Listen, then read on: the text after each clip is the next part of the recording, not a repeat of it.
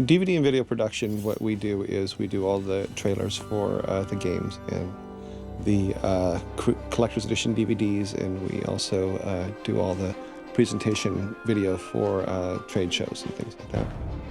In our department, the journey to creating a piece in-game usually comes when we're given an assignment from the World of Warcraft development team.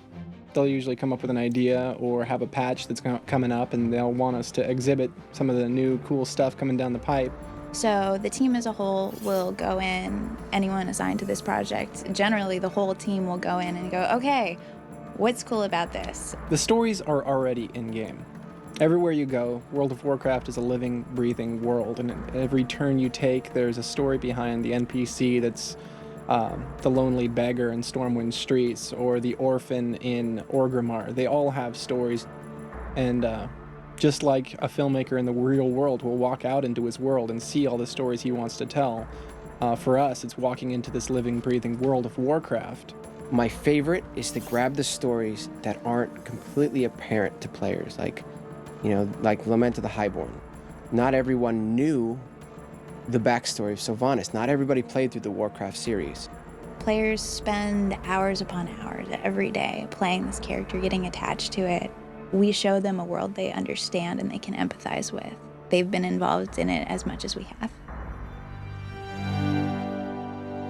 One of the things that's nice about video games is that it is so choreographable. The trailers are using animation that we know we have. We know we have the sets. We know what our capabilities of camera movements are. So with those parameters in the back of my head, it's easier to know how to design a shot. My personal philosophy is keep it as close to the game as possible. Just utilizing that and utilizing what you have rather than trying to go big and new, keep it simple. Being an employee for Blizzard is actually really cool because it's a lot like what I'm used to. It's a lot of the acting, behind the scenes kind of stuff. Like, it's not like your normal corporation where, you come to work, you clock in, the daily doldrums, so to say. It's very, it's very personal. It's very in your face. I think that everyone in the DVD video production department are very different, and we all bring very different skill sets to the table. It's worked out great because we were able to get the Burning Crusade DVD out. We were able to do things like the Black Temple trailer. We were able to do things like the Zerg Reveal trailer. We grow as the industry grows, and that's a lot of fun. And I think everything's culminated into this one point where now we're working on this project for the Wrathgate.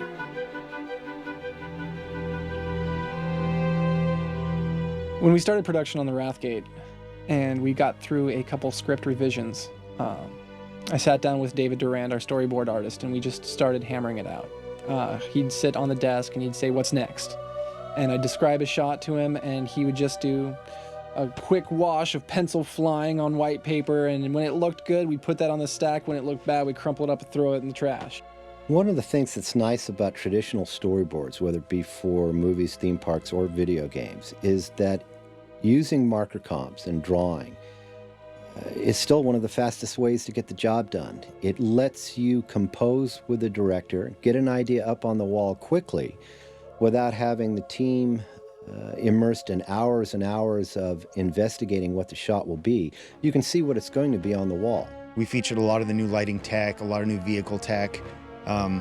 We have at one point, we have a large giant who's using an Alliance player as a weapon, and he's beating down his friends and tossing them in the back.